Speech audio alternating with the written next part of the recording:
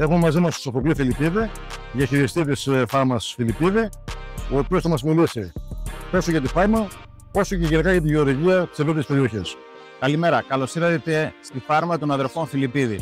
Εγώ είμαι ο Σοφοκλής Φιλιππίδης, διαχειριστής της κτηνοτροφικής μονάδας.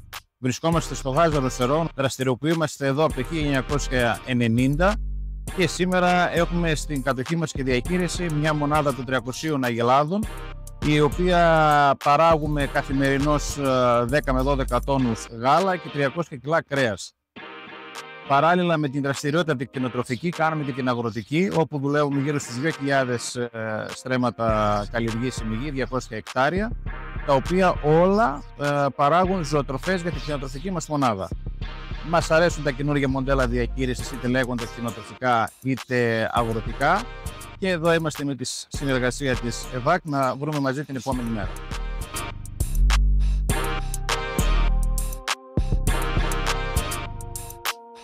Η καινοτομία στο κτηνοτροφικό κομμάτι, αυτό που ξεχωρίζει με διαφορά, είναι το ρομποτικό σύστημα αρμιγής. Είναι η απόλυτη τεχνολογία αρμιγής στο πλανήτη που υπάρχει. Είναι το ρομπότ, το οποίο πηγαίνουν τα ζώα μόνα τους και αφήνουν το γάλα. Αυτό το μηχάνημα το έχουμε το 2019 στην κατοχή μας, το οποίο δεν κρύβω να πω ότι μας ξεδίπλωσε τη σκέψη για αυτοματοποίηση και σε άλλα πράγματα στη φάρμα, όπως και στο αγροτικό μας κομμάτι. Η μονάδα μας είναι αηφόρα. Ξεκινάμε, θα σας το πω πολύ εντάχει, με δύο σπόρους, του σιταριού και του καλαμποκιού, που είναι οι κυρίες μας καλλιέργειες, οι οποίες παράγουμε ζωοτροφές. Η ζωοτροφή καταναλώνεται από τα ζώα, παράγουμε γάλα, κρέας.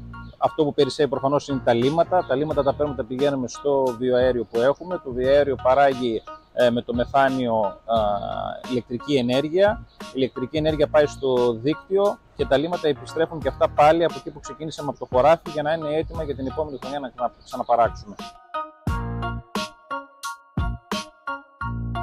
Η ΕΒΑΚ επέλεξε να τρέξει και αυτή παράλληλα με την 20ετία που ζούμε, που είναι 20ετία που έχει πολλές μεγαλύτερες απαιτήσεις, είτε λέγονται αγρότη είτε κτηνοτρόφοι, και έτσι άνοιξε συνεργασία.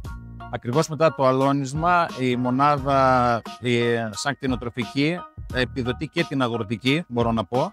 Το λέω αυτό γιατί μας δίνει τη δυνατότητα να κάνουμε δεύτερη καλλιέργεια. Δηλαδή, πάντα μετά τα σιτηρά βάζουμε πίσω καλαμπόκια για ενσύρωση. Επειδή τα καλαμπόκια για ενσύρωση είναι η βασική τροφή για τη μονάδα, μας δίνεται ένα πλεονέκτημα στα καλαμπόκια να τα σπέρνουμε και να τα θερίζουμε τέλος Σεπτεμβρίου.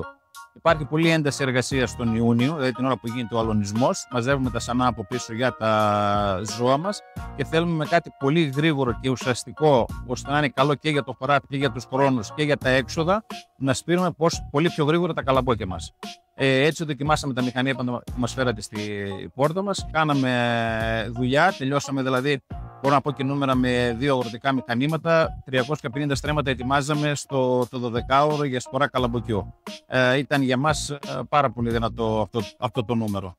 Και μπορώ να πω ότι βρίσκοντας τέτοιες λύσεις μας ανοίγει η όρεξη με την καλή την έννοια στο να μεγαλώσουμε και το αγροτικό μας κομμάτι.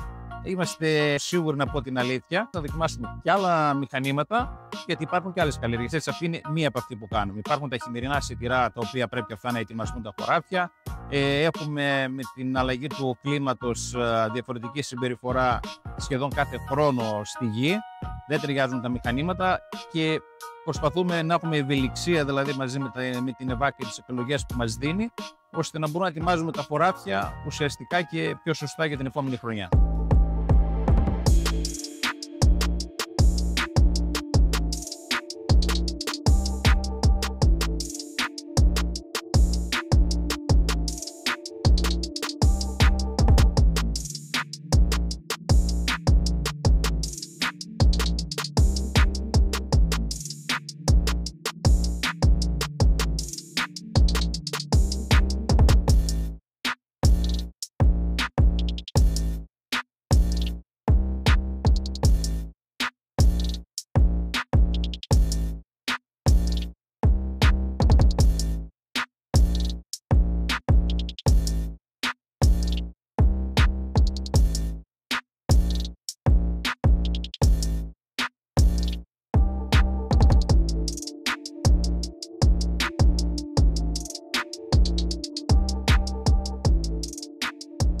Ο Θωμάς ο Φιλιππίδης, ο αδερφός του Σοφοκλή, ένας από τους ιδιοκτήτες της φάρμας Φιλιππίδη, και είναι υπεύθυνος για τα αγροτικά. Είναι αυτός ουσιαστικά που τσέκαρε τα μηχανήματα της ΕΒΑΚ. Είμαι ο Θωμάς Φιλιππίδης. Σήμερα έχω την εταιρεία της ΕΒΑΚ από την Ορυσιάδα σε 2 αγροτικά μηχανήματα για γρήγορη κατεργασία του εδάφους που μας ενδιαφέρει εμάς προσωπικά σαν φάρμα εδώ στη δικιά μας την περιοχή για την επανασπορά καλαμποκιού μετά από σιτηρά. Αυτή τη στιγμή δοκιμάζουμε το Y30, το οποίο έχουμε μείνει έκπληκτοι μέχρι στιγμής και σε ξερό και σε ποτισμένο έδαφος για το αποτέλεσμα που βγάζει. Αλλά η κατεργασία, για να λέμε και την αλήθεια, έγινε με το Terra Disc, η οποία και πάλι μείναμε έκπληκτοι γιατί πάνω στη ξερασία δεν μπορούσαμε να βγάλουμε καθόλου χώμα με κάποιο άλλο μηχάνημα.